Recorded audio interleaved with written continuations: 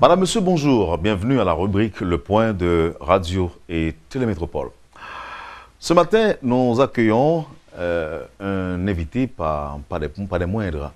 Il s'agit de John J. Robinson, qui est chef de la section économique de l'ambassade américaine. Évidemment, il est arrivé à la fin de son mandat, de sa mission en Haïti. Nous sommes très heureux d'avoir la possibilité de le rencontrer à cette émission aujourd'hui. Monsieur Robinson, bonjour, bienvenue Bonjour. sur Métropole. C'est un plaisir et c'est un plaisir pour moi d'être chez Le Point ce matin. Merci de l'invitation. J'ai dit que vous êtes arrivé à la fin de votre mission, est-ce que c'est bien dit? Oui, c'est ça. Je suis là depuis 2 ans et normalement, ça c'est une affectation dans le département d'État. Et en tant que chef de la section économique et commerciale dans l'ambassade, nous avons normalement un mandat 2 ans et puis on peut renouveler le mandat et parfois ça se fait. Mais moi, je quitte en juillet et j'irai à Bruxelles pour travailler à notre mission auprès de l'Union européenne. Donc, vous allez partir définitivement pour l'Europe alors? Pour l'Europe, exactement. Et vous préférez Bruxelles à Port-au-Prince? Pour moi, il n'y a qu'une seule réponse correcte pour ça, parce que ma femme, elle est haïtienne. Donc, vous auriez préféré Haïti? Je sais qu'elle va regarder cette émission. Et donc, Haïti est mon deuxième pays, mon pays honoraire, dans un certain sens. Mais nous avons beaucoup d'attentes et nous sommes aussi très contents d'aller à Bruxelles. Donc, je dois comprendre que vous avez épousé une Haïtienne. Oui, effectivement, parce que j'étais ici de 2001 à 2003 en tant que vice-consul dans la section consulaire de l'ambassade. Et après j'ai fait la connaissance de ma femme quand j'étais ici. Elle s'appelle Elisabeth.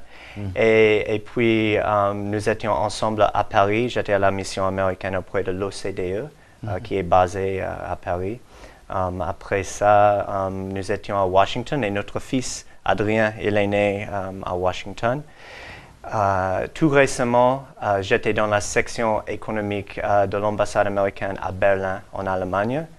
C'était pendant cette période-là que les événements du 12 janvier 2010 se sont passés et nous avons pris une décision en famille d'essayer de revenir en Haïti pour faire une contribution. C'était aussi une expérience ou bien on avait l'idée de donner l'expérience à notre fils de vivre en Haïti, dans son autre pays. Donc on avait déjà cette idée en tête, mais on a décidé après le 12 janvier 2010 que c'était le bon moment. Donc le 12 janvier, vous donnez donc la possibilité de permettre à votre enfant de vivre en Haïti. Maintenant, Monsieur Robinson, dites-nous, quel est le travail que vous faites en tant que chef de section économique à l'ambassade? Qu'est-ce que vous faites comme travail? D'abord, j'aimerais dire que nous sommes une petite section dans l'ambassade. Nous sommes tous départements d'État, 6 personnes, 4 Américains et 2 Haïtiens qui travaillent dans notre section. C'est une section économique et commerciale et normalement, une telle section dans une ambassade gère les relations économiques bilatérales entre États-Unis et le pays hôte. Et dans notre section, comme il y a beaucoup d'autres agences du gouvernement américain comme USAID, comme le département de Trésor, etc., qui ont leurs propres fonds de développement, nous n'avons pas ça dans ma section de l'ambassade. Nous ciblons le secteur privé, cet engagement, et notre objectif principal est de essayer à aider avec une transition de l'aide externe et avoir une transition vers croissance économique soutenable et durable guidée par le secteur privé. Ok. Est-ce que cette section a toujours existé à l'ambassade? Oui, une section économique traditionnellement se trouve dans toutes les ambassades du monde presque. Parfois, c'est combiné avec une section politique dans des pays avec des ambassades américaines plus petites. Mais notre ambassade est assez importante pour les États-Unis. Donc, nous avons 6 personnes et je dis qu'il y a beaucoup de, pas beaucoup de quantité, mais beaucoup de qualité. OK. Est-ce que vous avez aussi pour mission de superviser les projets financés par l'USAID en tant que représentant de Nous l'ambassade? travaillons en proche collaboration avec USAID, surtout pour guider la politique à un haut niveau. En ce qui concerne nos priorités dans ma partie de l'ambassade, j'aimerais partager avec vous 3 priorités. Premièrement, il y a l'investissement privé. Comme nous sommes l'ambassade américaine, nous avons naturellement un avantage avec les investisseurs américains, les investisseurs qui aimeraient investir leur argent en Haïti, établir une usine par exemple, construire un hôtel, etc. Dans ce domaine, nous avons un rapport spécial avec OPIC, Overseas Private Investment Corporation. C'est une agence du gouvernement américain qui finance des investissements par des Américains à l'étranger. Sur le terrain ici, nous travaillons bien et en collaboration avec le CFI, le Centre de facilitation des investissements dans le gouvernement haïtien. Deuxièmement, il y a le commerce bilatéral. Et évidemment, il y a 2 parties de ça, les exportations américaines vers Haïti. Et avec ça, nous avons un partenariat avec le département de commerce américain pour offrir et fournir des services aux compagnies américaines qui s'intéressent au marché haïtien. À l'inverse, il y a les exportations haïtiennes vers les États-Unis et avec la loi Hope Help, surtout dans le secteur textile, il y a un accès au marché américain très généreux et nous sommes la section de l'ambassade responsable de la mise en œuvre de cette préférence de commerce. Troisièmement, il y a le réforme qui est très important pour notre section. Donc, nous avons nos engagements diplomatiques avec le Parlement, mais aussi avec l'exécutif. Mais on essaie aussi de collaborer avec USAID et le département de Trésor qui ont des ressources à soutenir des projets de réforme aussi pour essayer de les guider et cibler des réformes qui peuvent mener à un climat des affaires plus accueillant. OK. Vous avez entendu le slogan « Haiti is open for business ». Comment vous le comprenez dans le contexte actuel? Oui. Haïti est ouverte aux affaires. C'est un très bon slogan. Et déjà, c'est très important, je crois, une nouvelle orientation pour Haïti qui, par rapport au passé, est très différente, je crois. Donc, je crois qu'il y a beaucoup d'intérêt de la part des investisseurs à l'étranger et ils veulent qu'Haïti soit ouverte aux affaires. Et nous avons vu, il y a quelques améliorations qui peuvent mener aux investissements étrangers. Par exemple? À quel niveau? Par exemple, si vous êtes dans la rue haïtienne aujourd'hui, vous allez voir beaucoup de constructions. Surtout, on est en train de paver des routes. Il y a un nouveau aérogare qui est très à l'aéroport de Port-au-Prince, qui est très important pour accueillir les hommes d'affaires, les femmes d'affaires, bien sûr. On vient de signer un contrat pour réhabiliter le quai nord du port de Port-au-Prince. Tout ça, c'est très important.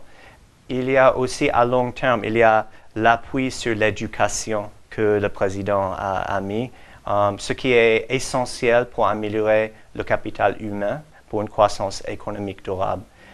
Il y a une situation de sécurité qui, par rapport à mon temps 2001 à 2003, est extrêmement améliorée et a beaucoup amélioré. Donc, tout ça, c'est très important. Est-ce qu'il y a du travail à faire? Bien sûr. surtout sur le niveau de réforme, accès au crédit, commencer à créer une entreprise, respect pour les contrats, protection des investissements. Il reste beaucoup de travail à faire sur le plan de réforme. Mais j'espère d'ici des années qui arrivent, on va voir beaucoup de progrès là aussi. Merci pour ces nouvelles. Et question, étant donné que vous avez une idée de ce qui se passe et peut-être de l'intérêt qu'ont certains potentiels investisseurs pour Haïti, est-ce qu'il y a déjà, ou encore avez-vous constaté une certaine manifestation d'intérêt de la part des Américains qui souhaiteraient venir investir en Haïti? Si oui, combien? Oui, ok, non, c'est une très bonne question. Personnellement, je dois dire que j'étais déçu l'année passée avec le niveau d'investissement direct étranger, IDE, en Haïti. C'était plus bas en 2012 par rapport à 2011. Malgré le fait que l'investissement américain a augmenté légèrement, mais l'investissement américain l'année passée a augmenté. J'aimerais voir beaucoup plus à l'avenir et je sais qu'il y a un grand effort de la part du CFI pour non seulement attirer des nouveaux investisseurs, mais aussi de mener un programme de réforme, que ce soit des nouvelles lois qui doivent être approuvées par le Parlement ou bien des réformes administratives dans le gouvernement pour améliorer le climat d'affaires. Donc, qu'est-ce qui va amener encore d'investisseurs? Ça, c'est la bonne question. L'électricité à un bas prix, les coûts de transport qui ne sont pas trop élevés, protection pour les investissements qui sont déjà là, traitement des compagnies, que ce soit par le DGI ou quand les compagnies importent des matériaux, est-ce que c'est clair avec le code douanier, par exemple? Tout cela, ça veut dire le climat d'affaires. Donc, c'est ça à long terme qui va vraiment attirer des investisseurs et qui peut mener à une croissance durable et soutenable. On va observer une pause au retour. Monsieur Robinson, on reviendra avec la question à savoir, est-ce que vous êtes au courant? Est-ce qu'il y a beaucoup d'investisseurs américains qui ont déjà, à votre avis, manifesté l'intérêt pour venir en Haïti? Vous me donnerez la réponse après la pause? Bien sûr. Merci, voilà. Merci, madame, monsieur, de votre intérêt. Je rappelle que vous suivez la rubrique Le Point de Radio et Télémétropole. Le chef de la section économique de l'ambassade américaine, monsieur John Robinson, est notre invité ce matin. Avant la pause, on parlait de l'intérêt manifeste de certains investisseurs potentiels américains pour Haïti. Est-ce que l'intérêt s'est manifesté? Qu'est-ce que vous en savez, M. Robinson? Oui, il y a beaucoup d'intérêt parmi les compagnies américaines. Et j'ai aussi une bonne nouvelle à partager avec vous. J'ai mentionné tout à l'heure OPIC, Overseas Private Investment Corporation. C'est une agence du gouvernement américain qui donne le financement aux investissements américains à l'étranger. Le Parlement haïtien vient de donner son accord à un traité bilatéral entre États-Unis et Haïti pour faciliter encore d'investissement OPIC. Donc, j'espère d'ici, dans les années qui arrivent, on va avoir beaucoup plus de soutien et de cofinancement de la part de OPIC en Haïti. Dans quel secteur? On a défini les secteurs déjà? OPIC est déjà sur le terrain. Ou encore les domaines d'intervention, je veux dire. Oui. Bon, ce que je peux vous dire est que OPIC est déjà là dans quelques secteurs. Il y a un projet dans la construction déjà, dans la finance pour le logement. Il y a aussi un projet en ce qui concerne le secteur agricole. Il considère d'autres projets à l'avenir. On a eu des discussions avec le secteur textile déjà. Encore un autre investissement à secteur agricole. Donc, il y a beaucoup d'intérêt. Mais ce que j'aimerais dire, globalement, les Américains, les investisseurs pense beaucoup à Haïti et il y a quelques secteurs qui sont, je crois, déjà, où il y a déjà beaucoup d'investissements américains, secteur financier, par exemple. Comme vous le savez, il y a Citibank qui est déjà là. Secteur aérien, tourisme, on vient d'annoncer que JetBlue va venir à partir du 5 décembre pour offrir des services de Port-au-Prince à Floride du Sud et aussi, je crois, c'est à New York ou New Jersey. Secteur courrier, secteur agricole, bien sûr, c'est un secteur assez important pour Haïti et pour les États-Unis ensemble. Et quelques autres aussi. Donc, mais je dois aussi dire, on a déjà parlé un peu de ça, améliorer le climat des investissements est très important, non seulement pour les autres investisseurs, mais aussi pour les investisseurs américains. Si on veut vraiment avoir beaucoup d'intérêt de la part des investisseurs. Je vous ai entendu évoquer les progrès réalisés en Haïti, même si beaucoup reste encore à faire. Oui, il y a des choses à faire. On a déjà eu quelques progrès. Par exemple, par le Parlement, l'année passée, on a approuvé une nouvelle loi bancaire qui est importante pour le secteur financier. Et il y avait quelques autres lois qui sont approuvées déjà par le Sénat, mais il y a toujours le travail à faire dans la Chambre des députés. Donc, j'espère d'ici quelques années, on va avoir beaucoup de progrès. Si je vous demande d'analyser l'assistance américaine à Haïti, qu'est-ce que vous nous direz? Oui, d'abord, peut-être il faut expliquer un peu qu'est-ce qui est l'assistance américaine en Haïti. Il y a 4 piliers, 4 priorités. D'abord, il y a l'infrastructure et l'énergie. Il y a sécurité économique et alimentaire. Il y a la santé. Et puis, il y a gouvernance, état de droit. Et parmi toutes ces 4 priorités, le secteur santé est le plus grand, avec presque 900 millions de dollars depuis le tremblement de terre en 2010. Donc, cette assistance il y a ces priorités ciblées vers quelques secteurs, mais déterminées en partenariat avec le gouvernement haïtien. Et là, c'est pour l'assistance humanitaire, en fait, l'assistance en général. Oui, donc ça, c'est l'assistance de développement.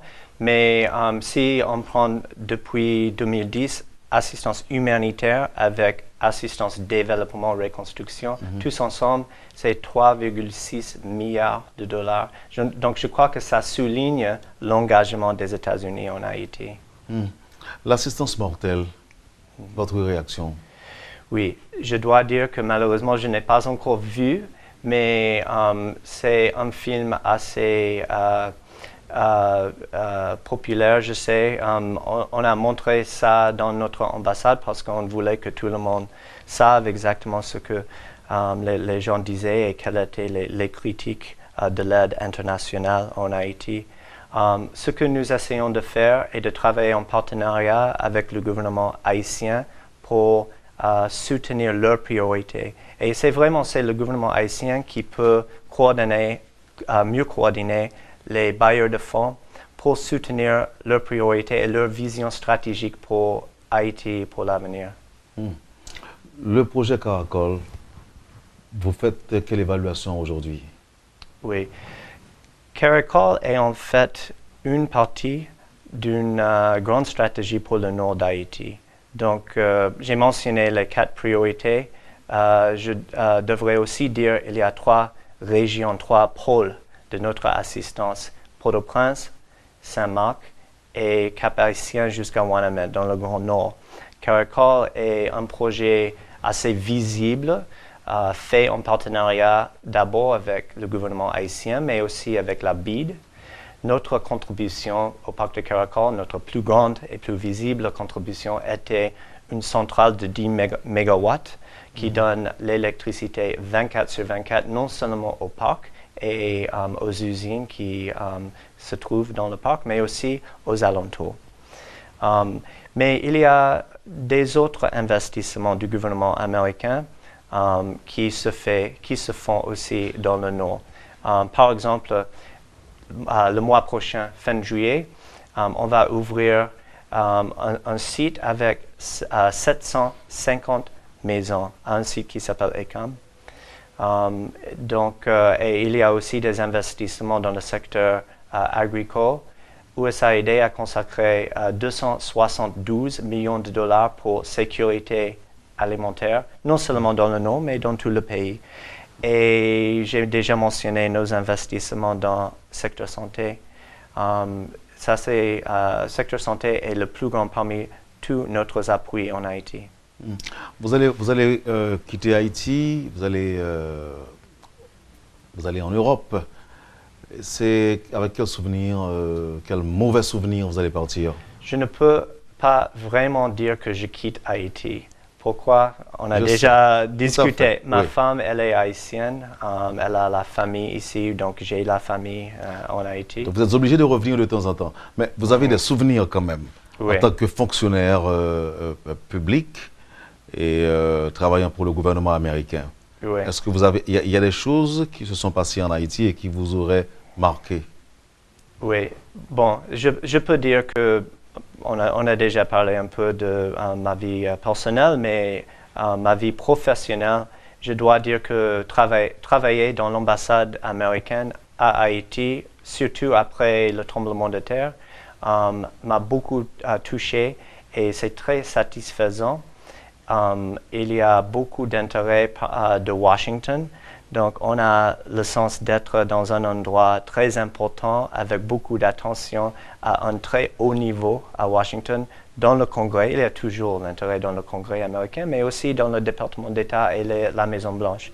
Donc, ça donne beaucoup de satisfaction professionnelle de savoir mes engagements avec les Haïtiens, secteur privé, les relations que j'ai eues, surtout avec la Chambre de commerce américaine en Haïti. Vraiment, c'est un organisme qui a beaucoup d'influence en Haïti, qui fait bien son travail, qui veut vraiment soutenir le progrès et la modernité en Haïti. Mes engagements avec des gens du gouvernement haïtien aussi, au ministère des Finances, je travaille en proche collaboration avec eux, au CFI aussi et au ministère du Commerce. Donc, je ne peux jamais oublier. Et les gens dans l'ambassade, mes collègues aussi. Donc, je sais que nous allons garder le contact. Bon, évidemment, vous avez noté il y a quelques instants les réalisations du gouvernement, les choses qui sont en construction et qui sont apparemment visibles. Avez-vous une idée de cette équipe gouvernementale? Si oui, laquelle? L'équipe américaine? Haïtienne. L'équipe gouvernementale haïtienne. Bon, on a déjà parlé du progrès qu'on a vu en Haïti et je crois que déjà c'est un bon début. Haïti est ouverte aux affaires et je sais que le président il s'engage beaucoup sur la politique économique, le premier ministre aussi. Et ils ont déjà commencé des projets assez intéressants et importants, surtout dans l'investissement public, parce que c'est investissement public qui va et qui peut mener à investissement privé. Donc, c'est nécessaire et je crois qu'ils ont bien ciblé ça. Il y a l'éducation aussi et je crois que leur appui sur l'éducation est très important. Et c'est quelque chose que personnellement je respecte beaucoup parce qu'à long terme, c'est ça qui va améliorer le capital humain. Qu'est-ce que vous savez des intérêts des Américains pour Haïti? Bon, il y a beaucoup de facteurs, beaucoup d'intérêts américains ici. Il y a des liens historiques entre Haïti et États-Unis. Il y a des liens culturels. Il y a des liens commerciaux et ce sont ceux liens que je connais les mieux et donc j'aimerais peut-être souligner la force de ces liens commerciaux. Notre relation commerciale Haïti États-Unis, relation bilatérale de commerce, sont égales 38% de tout le commerce qu'Haïti a avec le reste du monde. Donc, c'est assez important. Et les exportations haïtiennes vers les États-Unis, 76% de toutes les exportations haïtiennes. Donc, il y a un fort intérêt de la part des États-Unis en Haïti et à l'inverse. Le taux de chômage aux États-Unis est de combien aujourd'hui? Oui, nous sommes, je crois, les chiffres les plus récents à 7,7%, qui est plus haut. Normalement, nous devrions avoir un chiffre beaucoup moins.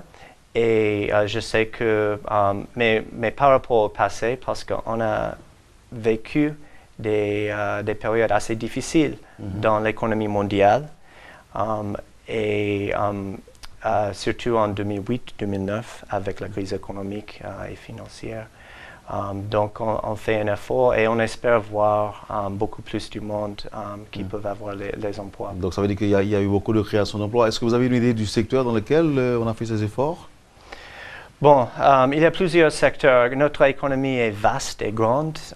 Secteur assemblage est de plus en plus important encore aux États-Unis. Secteur agricole est très grand. Secteur technologie est un secteur très dynamique qui grandit. Secteur financier est plus petit aujourd'hui par rapport au passé, mais c'est aussi un secteur assez important. Et notre, ce qu'on appelle le secteur créatif, Hollywood et nos films, notre musique est aussi un secteur qui est extrêmement important pour les États-Unis. Donc on voit la croissance partout. Et un autre facteur que je devrais mentionner par rapport en ce qui concerne la croissance économique aux États-Unis, c'est le secteur logement. Parce que c'était le secteur logement qui était aux bases de la crise mondiale aux États-Unis. Et on a déjà vu un recouvrement dans des grandes villes aux États-Unis dans le secteur logement. Donc, si vous avez acheté une maison à Miami il y a 3 ans, disons après la crise, maintenant vous allez voir que la valeur de votre investissement depuis 2009, début 2010 a beaucoup augmenté. Donc il y a un recouvrement et ça a aussi une influence positive sur toute l'économie. Et pour terminer, on a parlé je vous ai demandé de partager avec nous votre évaluation sur le projet Caracol. Et permettez que je revienne sur la loi Hope Help. Est-ce qu'à votre avis, Haïti a suffisamment exploité cette opportunité? Pas encore. J'aimerais voir beaucoup plus de participation dans Hope Help.